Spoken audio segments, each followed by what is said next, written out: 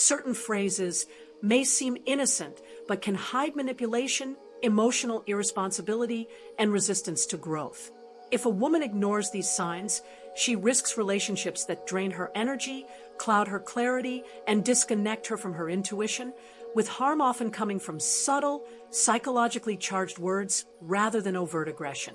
Louise Hay, the renowned American author, taught that our thoughts and beliefs shape our reality, and that unhealed emotional wounds can manifest in our relationships. When we deny our emotions or fail to face them with self-love, we tend to project them onto others. And it's exactly there, in those unresolved projections, that toxic patterns find fertile ground to flourish. That's why identifying certain phrases early on isn't just helpful, it's vital. Recognizing them not only prevents unnecessary conflicts, but also protects you from giving yourself over to an emotionally devastating dynamic. Because often behind a conversation that seems ordinary, a psychological game lurks that can cost you your mental peace, your emotional dignity, and your personal power. Beautiful! Show the world your radiance. Comment below how you perceive yourself, and write luxury if you know you're unique and unforgettable. Come on, let your voice be heard. The philosopher Seneca warned with brutal clarity, it's not that we have little time, but that we waste much of it. And the most tragic thing is that often we waste it on people who aren't prepared to receive us with the depth with which we love or the commitment with which we give ourselves. That's why today I'm going to show you 5 phrases that, if they come out of a man's mouth, should set off your alarm bells.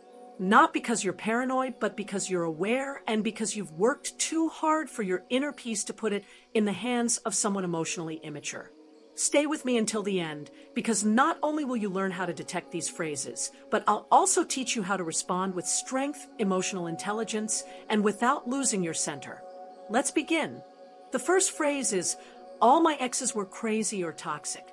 When a man says this, it might seem like he's simply venting, sharing his pain or past experiences. But don't be mistaken, behind those words lies a dark pattern, a chronic victim mentality, a profound emotional immaturity, and an unconscious projection that reveals far more than he realizes. Stoic philosophy made it clear centuries ago, real growth begins when we stop blaming the outside world and start examining our own interior. Epictetus said it bluntly, it's not the events that disturb us, but the way we interpret them. So, if he always talks about his exes as if they were entirely to blame, if he never pauses to acknowledge his own role in the conflicts, then you're not dealing with someone who's healed. You're dealing with someone who refuses to look in the mirror. This is where Louise Hay's wisdom comes into play. She taught that what we don't heal with self-love manifests in our relationships.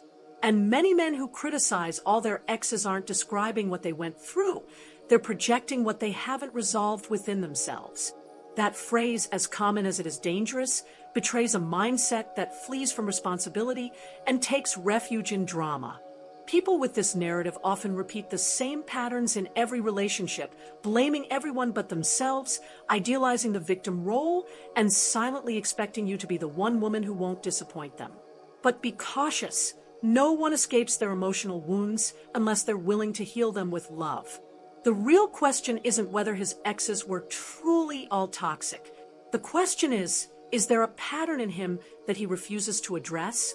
Is he using that story as a shield to avoid transformation? A conscious woman who has learned to value herself doesn't swallow that narrative without questioning it. Subscribe now and join our community to shine as the luxury you are. What comes next is even more delicate. The second phrase is, "You have to accept me as I am." At first glance, this statement may seem like an act of sincerity, even a display of vulnerability.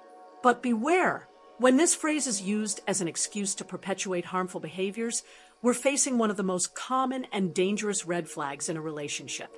Louise Hay taught that self-love is the foundation of all transformation. But she also emphasized something deeper. There's no true change without the willingness to heal our emotional wounds. It's not just about accepting oneself. It's about working with love on our areas of improvement to evolve. A man who hides behind, "This is who I am," to justify his emotional shortcomings isn't being authentic. He's avoiding the inner work, renouncing the commitment to grow. And that renunciation, when it drags into a relationship, becomes a crushing burden for the person who is willing to evolve. This phrase often appears after you've already started noticing certain patterns: emotional manipulation, lack of accountability, passive-aggressive behaviors, or simply an immaturity that manifests in small but constant wounds. And the most dangerous thing isn't just what he says, but how he reacts when you try to address it. He plays the victim, accuses you of wanting to change him, makes you feel guilty for having standards. But there's a truth you must etch into your soul. Accepting someone doesn't mean normalizing the unacceptable. True authenticity isn't about remaining stagnant. It's about having the courage to grow, to transform, to become a better version of oneself every day. Marcus Aurelius, the wise Stoic, expressed it with a clarity that remains a beacon. The perfection of character lies in living each day as if it were your last, without laziness, without hypocrisy.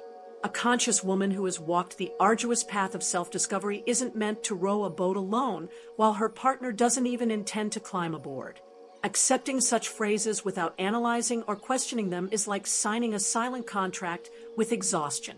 And when you give your energy to someone who doesn't want to move forward, you end up betraying yourself. It leads you straight to a future filled with repeated excuses, broken promises, and an invisible but draining dynamic where you carry all the emotional weight while he remains unmoved. Remember, the ancient Stoics didn't just speak of self-mastery. They also understood that our environment shapes our character. If the person you share your life with doesn't inspire you to grow, then, even if they don't say it out loud, they're holding you back. So, the next time you hear that phrase disguised as emotional depth, don't be fooled by its sensitive tone or apparent sincerity. Ask yourself a more direct question. Is he truly willing to look within, or is he just using sophisticated words to evade the work that change requires? Because if behind his words, there's a constant resistance to evolve, a denial of personal responsibility, and a defensive stance against any constructive criticism, you're not facing a mere difference of opinion. You're facing a psychological pattern that, over time, doesn't just repeat, it intensifies. And that's when the situation stops being uncomfortable and becomes dangerous. Accepting that phrase is just the first step into a silent but devastating cycle. From there, other behaviors creep in, just as subtle but far more destructive. A criticism veiled as humor, and emotional indifference presented as maturity, a lack of empathy justified as honesty. Before you know it, you'll find yourself changing, adjusting, giving up small pieces of yourself to make the relationship work, while he remains unchanged. Protecting your peace isn't selfish, it's self-respect. You're not here to rescue anyone. You're here to build something real with someone who also wants to grow, who dares to acknowledge their own wounds, and has the courage to heal them, just as you do every day. Because a man who refuses to transform doesn't just sabotage himself, he drags you into his stagnation. Stay true to your values, honor your integrity, even when your emotions whisper for you to stay, even when your heart tries to justify what your soul already knows. Louise Hay said it with inspiring clarity. When we love ourselves, our relationships change. And tying yourself to someone who shirks their own emotional responsibility is like trying to build a house on sand. No matter how much love you pour in, how much effort you invest, or how much patience you offer, if he's unwilling to heal his emotional wounds, he'll keep repeating the same story. But this time, you'll end up as the protagonist in a story you didn't write. Because a man who needs to play the victim forever will, sooner or later, find a way to cast you as the new antagonist in his emotional script. Being in a relationship like that is like rowing a boat with a constant leak. No matter how much love you pour into it, it will always be sinking. Because the problem isn't your devotion, your commitment, or your patience. The problem is the emotional hole he refuses to repair. And this is where a quality comes in that isn't always romantic, but is absolutely necessary: emotional discipline. The ability to see beyond pretty words, to observe patterns, to ask yourself uncomfortable but essential questions. Has he ever spoken about what he did wrong in his past relationships? Or does his narrative always revolve around what others did to him? Because if he's never taken responsibility before, what makes you think he'll start now? Remember this firmly: It's not your role to be anyone's therapist. You're not here to stitch together the pieces of a man who doesn't even want to heal. You're here to share your life with someone who walks beside you, not someone who drags you into their storm. Speaking of emotional manipulation, there's a third phrase you must learn to identify from the very start, because though it may sound like a passionate declaration of love, it's actually a trap disguised as tenderness. If you really loved me, you'd do what I ask. This phrase is one of the most subtle and, at the same time, most corrosive forms of emotional blackmail. At first glance, it might seem like a sincere request, a way of expressing needs. But if you listen closely, if you look carefully, what's really hidden, there is emotional pressure, a strategy to manipulate your decisions by using your own love against you. The Stoics knew it well. Authentic love isn't imposed. It's chosen, built on freedom, mutual admiration, and respect, not on guilt or emotional coercion. Epictetus expressed it with total clarity: no one can emotionally enslave you without your consent. Louise Hay also explored this dynamic from the perspective of self-love. In her teachings on self-esteem, she pointed out how many unbalanced relationships arise when one partner projects their insecurity and need for control under the guise of love. And phrases like this are proof of it. When a man tells you, "If you loved me, you'd do this," what he's drawing without you noticing is an invisible line that conditions your affection. Deep down, he's saying, "Only if you do what I want, you deserve my love." That's not love. It's emotional manipulation wrapped in a romantic package. An emotionally conscious woman who knows and respects herself must have the clarity to distinguish between a healthy request and a disguised demand. Because giving in to phrases like this may feel, in the moment, like a gesture of love, but over time, you start losing pieces of yourself, your authenticity, your boundaries, your personal power. And the most dangerous thing is that the more you give in, the more the demands escalate. First, it's a test of love. Then it becomes a routine of emotional submission, until you reach a point where you no longer know if you're acting out of love or out of fear of losing him. Phrases like these don't just manipulate, they redefine love through guilt.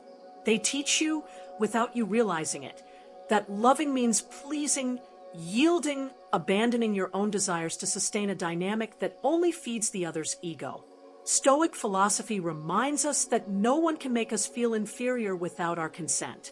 But when that phrase, "you're not enough for me," comes from the mouth of someone who claims to love you, the blow isn't just emotional, it's existential. Because what they're trying to do isn't point out a flaw, but plant doubt in the most sacred place you have, your self-confidence. And when a woman starts questioning her own worth based on what someone else says, she enters a spiral of self-betrayal. Subscribe now and join our community to shine as the luxury you are. Louise Hay taught that what we don't heal with self-love manifests in our relationships.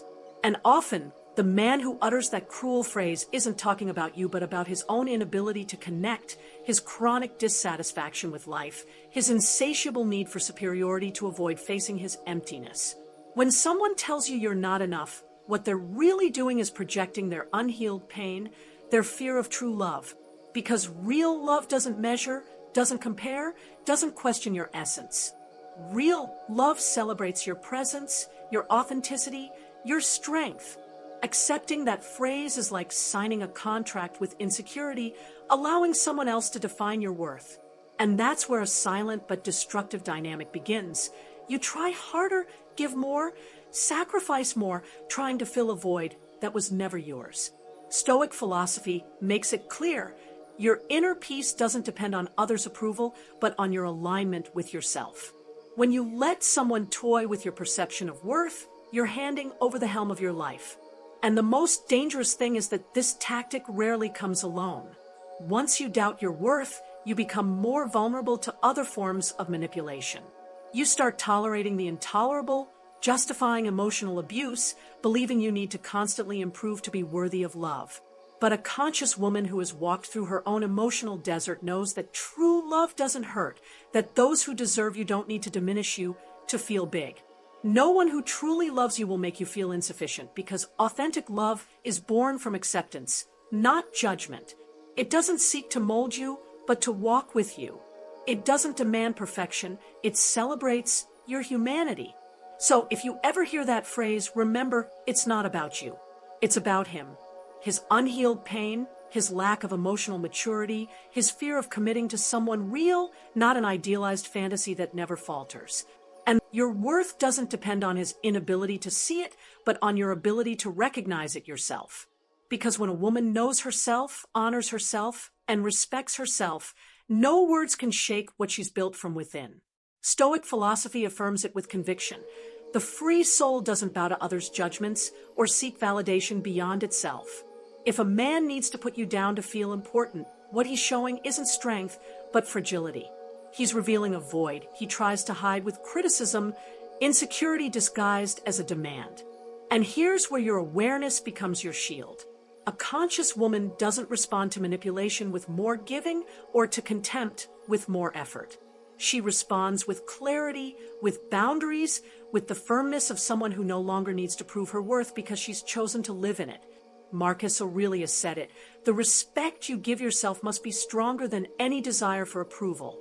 If you find yourself with someone who constantly makes you feel insufficient, you don't need to analyze further. The answer is clear. It's not your job to convince someone who doesn't want to see you. Because true love isn't earned, it's shared. It doesn't demand constant proof. It's built on presence, mutual support, and emotional freedom. And when someone turns love into a competition against your own insecurities, they're not loving, they're controlling. Louise Hay warned us, if you don't love yourself, you'll attract relationships that reflect that lack of love. If you don't become aware of this pattern of devaluation now, you might end up living in a relationship where every step you take is a response to someone else's judgment, not your inner truth. The greatest mistake isn't hearing that phrase. The real mistake is staying after hearing it, believing you can still change their perception. You're not here to be enough for someone else. You're here to be authentic with yourself.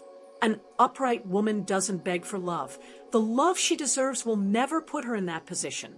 So, if someone ever tells you you're not enough, don't take it as a verdict. Take it as a sign, proof that there's an energy you need to protect yourself from. Because true love doesn't test you. It holds you, inspires you, and above all, honors you. This is about protecting yourself. It's not about walking through the world with distrust, but with awareness. Because when a woman sees clearly, she doesn't need to shout or prove anything. She simply acts from her center, her strength, that silent power born of knowing herself deeply. Louise Hay said the greatest gift you can give yourself is to love yourself. And that path of self-love can't be walked if you're trapped in relationships where words are weapons and love is a control strategy.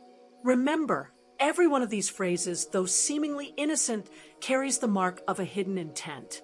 Some stem from unhealed wounds, others from inflated egos, and others simply from the fear of losing control.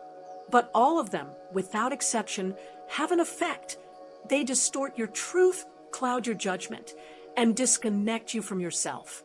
That's why the purpose of this video isn't just to warn you, it's to empower you, so that the next time you hear one of these phrases, you don't see it as an isolated incident, but as a signal to return to yourself, to breathe, to feel, and to decide from the woman who no longer settles for the bare minimum, who doesn't compromise her peace, who doesn't negotiate her dignity. Because a woman who knows herself, respects herself, and has done the inner work doesn't fall into emotional traps. She sees them, understands them, and chooses not to engage. Remember this. First, you have to accept me as I am isn't authenticity if it comes with a refusal to change. Second, all my exes were crazy or toxic isn't a story, it's a projection. Third, if you really loved me, you'd do what I ask isn't love, it's manipulation. Fourth, you're not enough for me isn't an opinion, it's a disguised attack. Fifth, do whatever you want, said with irony, isn't freedom, it's an attempt at emotional control. And you are bigger than that.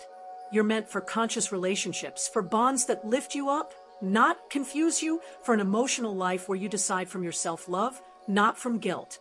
As Marcus Aurelius would say, the soul becomes invincible when it refuses to submit to the chaos of others. And that's the soul I invite you to claim today. If this message resonated with you, share it. We don't know how many women we might be saving from a story that doesn't belong to them.